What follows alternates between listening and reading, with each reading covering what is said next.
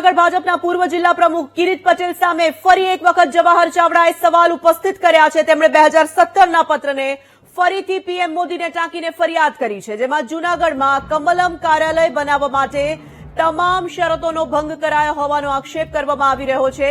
સાથે જ 2 દિવસ પહેલા જ કિરીટ પટેલે વોકળામાં દબાણ કર્યું હોવાનો પણ જવાહર ચાવડાએ આરોપ લગાવ્યો છે। ઉલ્લેખનીય છે કે વર્ષ 2017માં જૂનાગઢ જિલ્લા ભાજપ પ્રમુખ તરીકે કિરીટ પટેલ કાર્યરત હતા, જે બાદ 8 માર્ચ 2019 જવાહર ચાવડા ભાજપમાં જોડાયા હતા।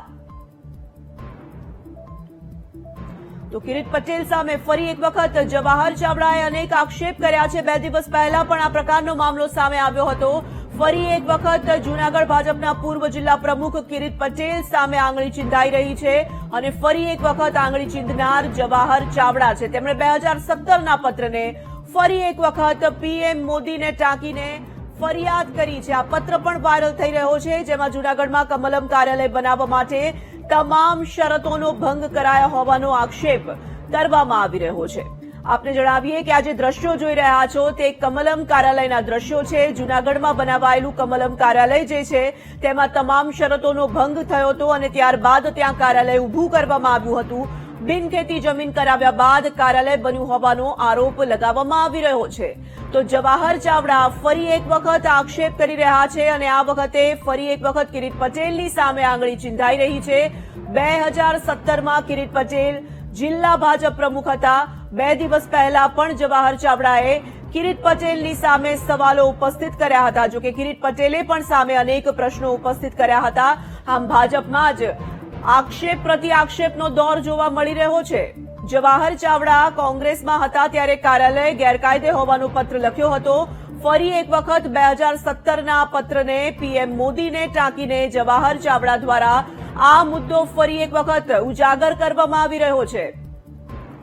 8 માર્ચ 2019 જવાહર ચાવડા ભાજપમાં જોડાયા હતા, પરંતુ છેલ્લા કેટલાક સમયથી આપણે જોઈ રહ્યા છીએ કે જવાહર ચાવડા ભારતીય જનતા પાર્ટીના જ કેટલાક નેતાઓની સામે સવાલો ઉપસ્થિત કરી રહ્યા છે। સંવાદદાતા પાર્થ જોડાઈ ચૂક્યા છે વિગતો સાથે। પાર્થ, ફરી એક વખત જવાહર ચાવડા આરોપ લગાવી રહ્યા છે અને આ વખતે ફરી એક વખત નિશાના પર છે કિરીટ પટેલ।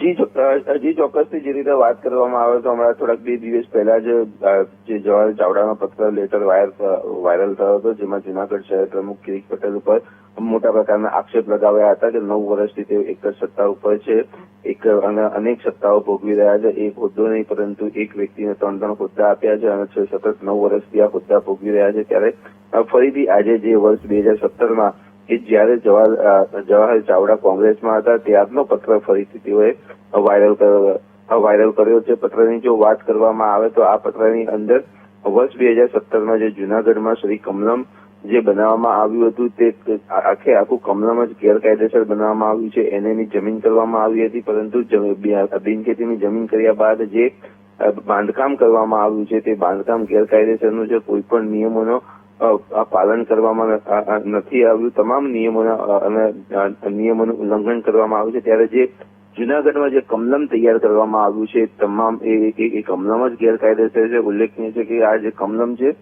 તે કિરીટ પટેલની અધ્યક્ષ સ્થાન હેઠળ જ આ તૈયાર કરવામાં આવ્યું છે। તેમના પ્લાન મુજબ જ આ બનાવવામાં આવ્યું છે। એટલે કહી શકાય કે 2017માં જવાહર ચાવડા જયારે કોંગ્રેસમાં હતા ત્યારે આ પત્ર લખવામાં આવ્યો હતો। 2019માં તેઓ ભાજપમાં જોડાયા હતા, એટલે લગભગ હવે 2019 થી 2024 એટલે લગભગ તેઓ 4 વર્ષ આ મુદ્દાથી દૂર રહ્યા હતા, પરંતુ અચાનક જ કિરીટ પટેલ જોડે વાંધો આવતા ફરીથી 4 વર્ષ જૂનો આ મુદ્દો ઉકેલ્યો છે। જી બિલકુલ પાર્થ, ધન્યવાદ તમામ વિગતો માટે।